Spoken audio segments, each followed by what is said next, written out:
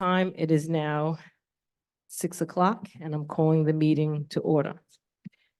In the unlikely event of emergency, you need to know the exits are clearly marked. Take a moment to note the exit nearest to where you're seated. Smoking is not allowed on school grounds. As a courtesy, please turn off your cell phones during the meeting. Please join the board in the Pledge of Allegiance.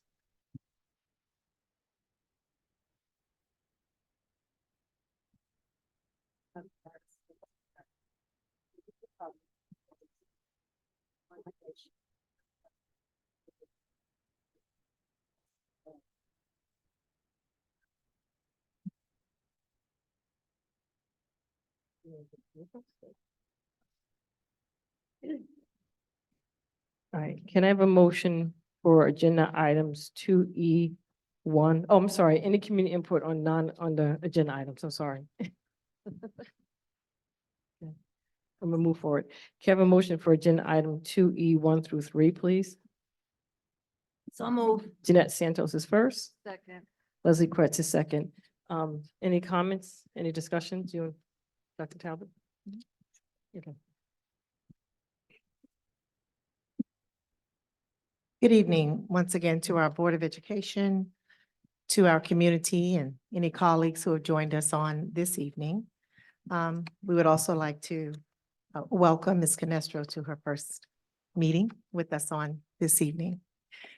Tonight, the purpose of tonight's meeting is to take formal action on the eliminations that came out of the passing of the most recent budget. And so we realize there have been some contrary reports circulating regarding new positions, and we just have a statement that we released today in hopes of being transparent and clarifying information for the community. So contrary to reports suggesting that these are new positions that the board will be addressing tonight, we must clarify that they are part of the previously announced $2.8 million cuts to personnel programs and services. The purpose of tonight's meeting is to take formal action on these eliminations. These reductions were necessary due to the district's decision not to exceed the 2024-2025 budget tax cap. While the budget was approved by the community, it did not eliminate the need for cuts, which were discussed during budget workshops prior to the community vote. Specifically, our pre-K classrooms were reduced from 11 to 7, which impacted several positions. The specific personnel to be cut was determined by seniority in the district. We want to assure our community that no new cuts have been made beyond what was already included in the past budget. The changes being discussed are part of the plan to ensure fiscal responsibility while striving to maintain the quality of education for our student scholars. Thank you for your continued support and understanding of where we are moving forward as a district. Thank you. You're welcome. Any other discussions on these agenda items? Is this on? Okay, yeah, I have a couple of questions pertaining to this. I'm a little confused by some things too. Maybe you can help me. So we learned the beginning of April, there was a $4.6 million shortfall going into 24-25. And then we got the $2 million infusion. So it was 2.6 that still remained, right? But at the April, I think this is where maybe where confusion is. At the April 23rd meeting, there was a list of personnel that might have had to been cut. And it doesn't really match this correlates directly with the same positions. So I have a couple of questions. So do we just want to take one at a time with that? Okay. So that's the first question. I noticed that it doesn't match necessarily the personnel that was presented to the public on April 23rd. Is there a reason why it doesn't match? I think there was a French teacher. There were other things on there that I didn't see abolished. Okay, so as it pertains to the advanced placements, So, and Dr. Talbot, I think just help me out for clarifications. So in the budget, with Northeast remaining open, right? Mhm. There were individuals, for example, the class sizes were, as Dr. Talbot mentioned, were decreased. So we did not need the same number of teachers. So that was part of the discussion that occurred earlier on, that information about that we were not going to have the same number of teachers. So therefore, the class sizes got smaller. So, Yeah, I so took no, it, this is nothing. I this is took a nothing that- screenshot of it just so that I could reference it. There were some personnel listed on here. For example, it had pre-K teachers, ENL teacher, I know the half phys ed teachers on here, but social worker, custodians, clerical positions. This was in April, this was presented. Mm. So let me ask my second part, because maybe this goes together. So I noticed in February, we accessed 47, and that was for the 3.6 million deficit. So that kind of washed it out, right? So now we moved on to the 4.6. We got the 2 million infusion. So two things. First, that would mean there was 2.6 left, and the letter said there was 2.8. Let me And- just clarify that Yes, for you. perfect. So, Ms. Buatsi, can you clarify that 4.6 versus the 2.8 so that we're all on the same Yeah. page? You have to look at it because the $2 million, out of the $2 million, only 1.7 was allocated for the for Northeast. So if you take the 1.8 and subtract it from the 4.6 that you're talking about, that's the 2.8 that Dr. Talbot is talking about. Is that because the 1.175 is for the financial advisor? You- Correct. Okay, so that's what's the Correct. two, okay, so that makes sense to me. And the clubs and the intramural sports. Okay, and then the second question to this is we're abolishing these positions because the 3.08 tax levy, we still had to abolish the positions, which I understand. Mm. My question is, why didn't we do this before the budget for transparency's sake? Because even if the budget didn't pass and you had to amend the budget or you had to go to a contingency budget, you still would have had to make those cuts. So I think on May 8th, there were 3 abolishments. It was 2 deans and E&L directors, so that's 3. Tonight, I think we have about 13. I don't think that adds up to $2.8 million, does it? Or are there going to be additional cuts now, additional accessing? No, so as it pertains to certificated staff who are excess based on seniority. So the administrative positions are also accessed based on seniority. But for example, the director position, that was just pretty conclusive. The 2 deans, that was pretty conclusive. So when it comes to teachers, there's a bumping rights, if you would. Yes. So we were looking at retirements, we're looking at recent resignations, we're looking at teachers who have seniority, and it took time to ascertain accurate bumping, meeting with the unions, giving courtesy meetings to make sure we're on the same page, that the steps that we're taking, we're all have that universal understanding. So that's why you're saying it's coming after the vote. That's why it's coming, yeah. Okay, so the next question is, do those 3 abolishments plus tonight's abolishments equal out to the $2.8 million that you're saying is the shortfall? Or are there going to be more being accessed after tonight? No, they are no more being accessed after tonight to reach the $2.8 million. Okay. Yeah. And what is the cost savings for these abolishments tonight? So the total abolishments, Ms. Buatsi, would be the 2.8 million? Correct. So that's the 3 admins plus these tonight are 2.8 million? Yes, we have to go back to each individual position. Just speak a add little it- closer to the mic. Okay, we have to go back to each individual position, add it up, and then we have to add the admin positions to it. And all comes out to be the $2.8 million that So we are talking tonight about. and May 8th equal 2.8. Yes. Okay. All right. Thank you. You're welcome. Any other questions? Anyone questions? Okay. So all those in favor? Aye. Aye. I'm sorry, okay. So that's 4 yes. Anyone opposed? I'm opposed. 1. So 4 yes and 1 opposed is Wendy Canestro. Anything else at this point in time? Any community input on non-agenda items?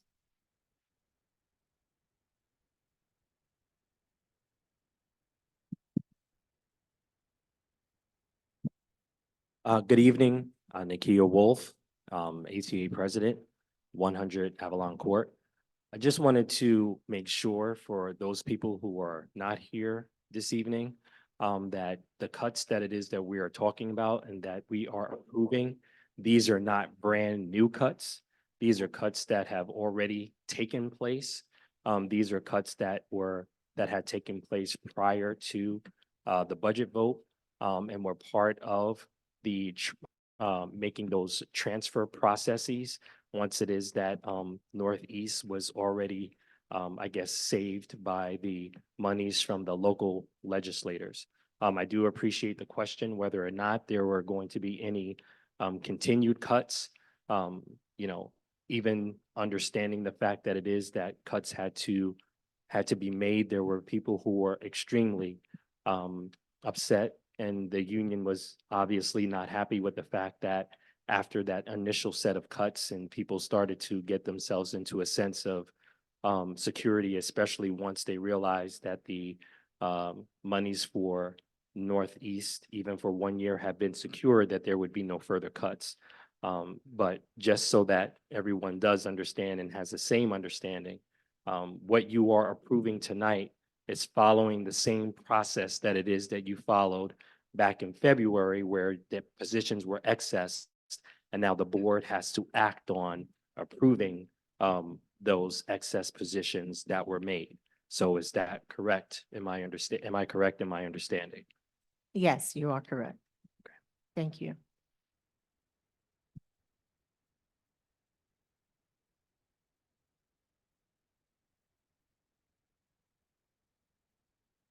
Hi, it's Chris Nearing.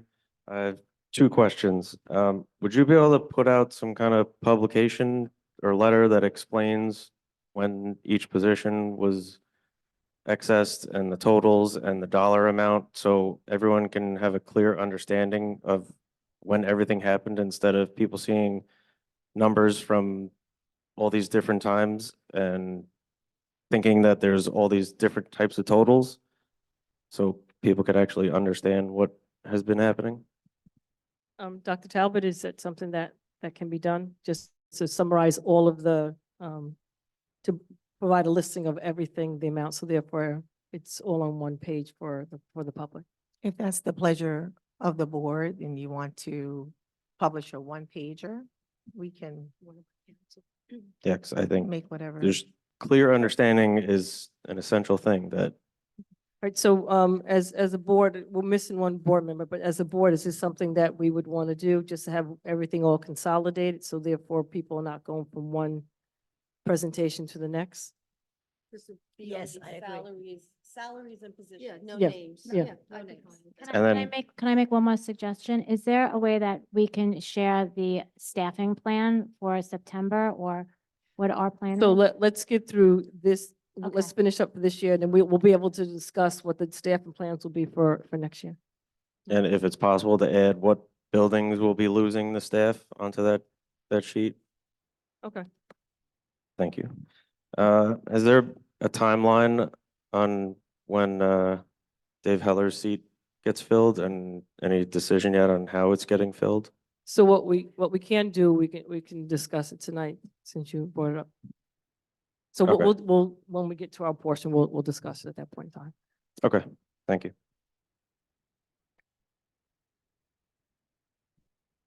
Any other community inputs, questions? Or non-agenda items? Hi, good evening. Good evening. Debbie McQuillan. First, I'd like to, Mr. Leon's not here, but I'd like to thank Ms. Santos for her service. I may not agree with everybody on everything, but I never doubted her dedication and her love of all the students. So I wanted to thank you for that. And welcome to Ms. Canestro, and I think there might be. Yeah, they're here. We'll definitely, we're gonna acknowledge them I at the just next wanted meeting. to Yeah. use my time to acknowledge. Mhm. Okay. Do we have a status update on the 23-24 budget, on where it's going to land? we were told that it's not looking like it's going to be where we want it to be. But do we have any update on that? So, Dr. Talbot, I believe that if not at the June 5th meeting, then the June 12th meeting, there'll be an update to the community. Yeah. June 5th or 12th? Yes. Thank you. And I was also going to ask about Dave Heller's seat, what the board's intention was on that. And just for clarification, we have not had any discussion on it. So Mhm. that's where the discussion has to take place in public. So, Okay. Okay. I just think my input is that shouldn't delay because you guys are in a crunch right now. And I think another voice, another opinion, another idea is definitely something that you shouldn't put off. It took long enough for the other seat to get filled. Let's get this one done right away, please. thank you. So the invoice, I just wanted to make sure that I have a correct answer. I watched the last meeting where somebody asked about it. I was told that it was not, this is the science invoice. I was told that it was not paid at the last meeting that I watched. But the meeting before that, I was told it was paid. And then it was, so which was it? Is it paid or not paid? So, Dr. Talbot, you know the invoice that's being referred to at this point in time? Yes, let us clarify that for you as much as we can. Ms. Buatsi. Yes, I went back to the business office. You're right, that I made a mistake at the first meeting when I said that it was paid. I went back to the business office. Just speak more into the It mic. has not been paid, and we are going back and forth with council to determine he has to give us the go-ahead whether this has to be paid or not. Okay, and are you continuing the conversation of how the first invoice for the 110 got paid? Because the district was asked for records and there were no records to go with it. And now we still have the other half, the open invoice for the same 110,000. No, the first 110 was not paid. There were two amounts adding to 220. The contract was for a certain amount and the invoice was for a different amount. Correct. Yes, So- the contract amount has not been paid. To the best of my knowledge, the first invoice of 110,000, I think 510 has not been paid. Okay, the letter that, the only thing that when it was foiled for, the only thing that was said was the first invoice was paid. And then the second invoice is what started all this. There were no purchase orders. When I sit back down, I'll pull it up to Okay. show you. I appreciate that. Okay. And the only other thing is it's May or so, last day of May or so, one more day. Just want to ask the board to be very proactive and very serious about setting the goals for next year for the superintendent. I encourage robust goals that have to do with student academics, financial, you could throw some financial goals in there, chronic absenteeism, measurable, and something that we could be proud of, please. No, thank you for your comment. That's something that, as a Board of Education with the new board members, when they come in, the goal will be to have a retreat, and that would be part of the process, but I have to orientate the new school board members, speak to remaining boards, so therefore we could work on having a retreat and to address that Okay. exactly what you're talking about. Okay, this is my first time here asking about it, and I think it's been a few years since you actually did it. So I want to really know Understood. that it's there. All right, thank you. Thank you. May I just, Go ahead. Ms. McClellan, we just want to be able to clarify for you regarding that invoice. We are going to prepare a more clarifying answer for you. But that first invoice, we believe, was paid prior to, because it was a 3-year agreement that the district had with this curriculum company. And so there are maybe 3 installments of payments each year. So when you say the first invoice was paid, it was paid during the first year of the agreement, which would have been last year. Yeah. So we're going to clarify that for you to make sure you can get a solid response. Okay.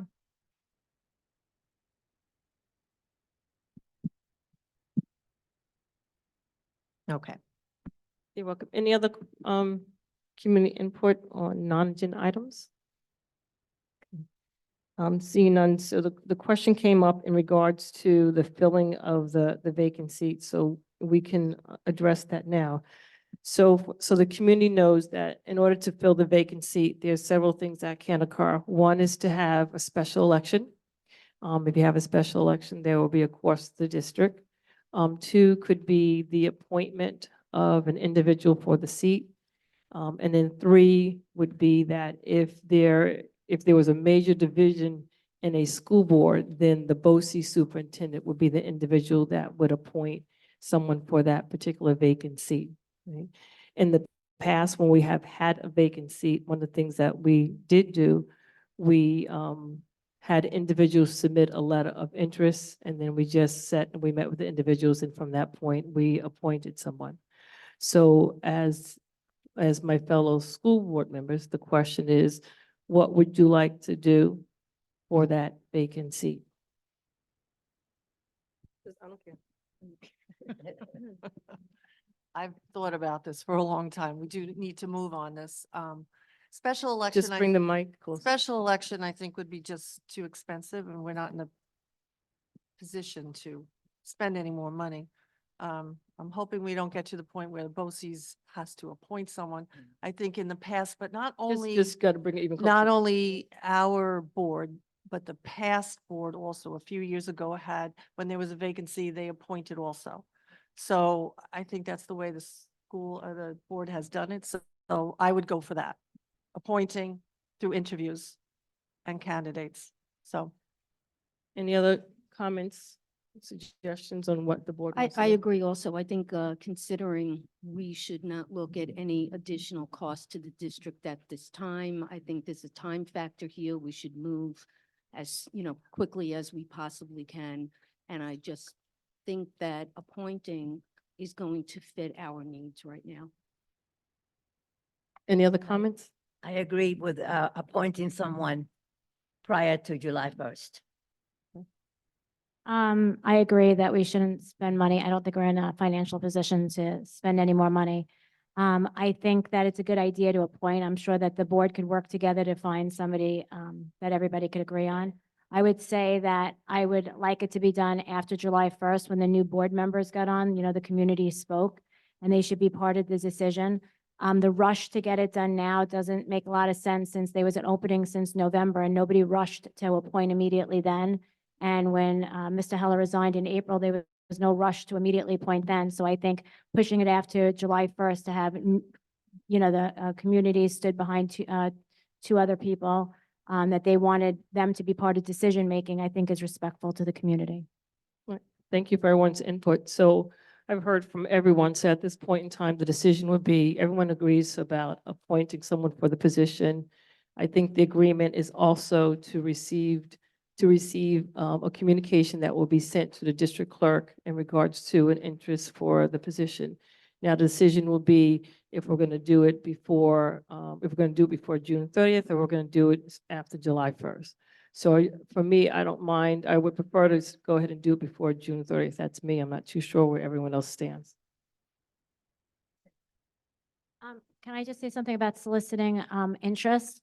I agree with that, but I think that it should be broad, that it should not only be on the website. I think there's an email.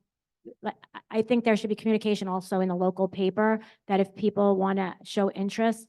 And on further to that fact, maybe we also could say if people want to sign up for an email of what goes on, I don't know if that could be in the same advertisement to save money.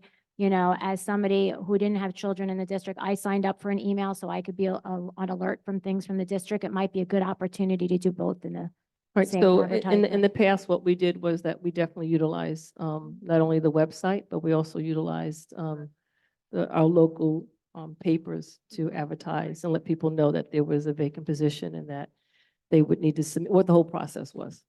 Right? So the question that's on the table is that, do we want to wait into after July 1st to appoint, or do we want to appoint someone before July 1st, which would be done by June 30th? I'd like to get it done as soon as we can, so we could do that. That would be great before July 1st. I'm sorry, but we can't take any comments from the audience right now. Right now, the input from the community is done. This is, the board will do the final decision, and then we'll go from there. All right, so I heard from Ms. Canestro, and so I just want to I'm going to let everyone know that at this point in time, that the community input has been done. And now the last thing that we're addressing is area 5C, which is what right now, excuse me, to the community, everyone understands, we took community input regarding non-agenda items. That ended. So what we're doing right now, we're under 5C, which is the Board of Education. And two community members had come to the mic, and they had asked the question about the vacant seat. So we're addressing the issue about the vacant seat at this point in time. So we're not taking any more input from the community. I'm sorry. We are done with community input. We're done. Can I So just make a let me, suggestion about the vacancy? Ms. Canestro, so let me Yeah. finish for a second. All right, so let's finish what's on the table, and then I can go from there. So I heard from Ms. Kretz. I heard from, I just wanted to Yeah. make a suggestion, I was just thinking about that. Can we put on the next agenda so vacancy so that the Ms. Canestro, let's just stay with I this. am Go ahead. talking about this, but what I'm saying is maybe it would help to have an agenda item that says vacancy so people can have input prior to, knowing that it's an agenda item. Okay. I just think it leads to transparency and Okay. trust if we So do that. as I don't think anybody's mind's going to be changed one way Yeah. or the other, but I think it would help us to build trust. All right, so as we move forward, typically in the past, when there was what we would do for any board reports from the superintendent or from the Board of Education, we did not indicate what that message, what we were going to be doing. So But if that's something that, let me doesn't finish. mean Let- there's let- not room let- for let- Let me improvement. let me finish. So if there, as we move forward, if the board wants to do that as a Board of Education, then that's something we can do as we move forward. If there's anything that the board wants to place on the agenda, that we can place on agenda, and that could be an item that we would do for discussion. So as we move forward, yes, we can do that. Keeping in mind that if there's something that comes up that's not listed here, the board has to be willing to be willing to hear anything that comes up. So as we move forward, that's something, if the board wants to do, we definitely could list that these are the things that will be discussed as part of the Board of Education Yeah. report. What a lot of districts do is have new business and old business to That was revisit it. That was one thing, Yeah. that Dr. So, Talbot had mentioned, yes. The only thing that I would ask is, I think everybody kind of made their positions known. I just think it would help this Board of Education to put it on an agenda item. Like I said, I don't know that anybody's position is going to change, but it would allow the community to speak on. So, to your point, that's one thing that Dr. Talbot had spoke about recently to me as president of the board, and then to the superintendent. She said about the suggestion of putting new business on there, right? So that's one thing that as we move forward as a Board of Education, that what we will be able to do during the retreat process is to talk about the format and the way things are going, because you are correct. There's always an area for improvement. If this board wants to make changes, then these are things that can occur, right? So I heard from Mrs. Kretz, I heard from Ms. Canestro, I heard from Ms. Santos, and Yes, I think we should move as soon as possible on an appointment prior to the July meeting. This way we have a complete board in place starting fresh in July. okay. All right, so I will work on putting something together, share to the entire board, what we did in the past in terms of the appointment of individuals who will be sent to and how it will be advertised for that particular position, all right? So at this point in time, can I have a motion to adjourn the meeting at 6:30? Motion. Second, Wendy Canestro is first. second. Carol Seehoff is second. All those in favor? Aye. Motion carries 5-0. Thank you for coming out.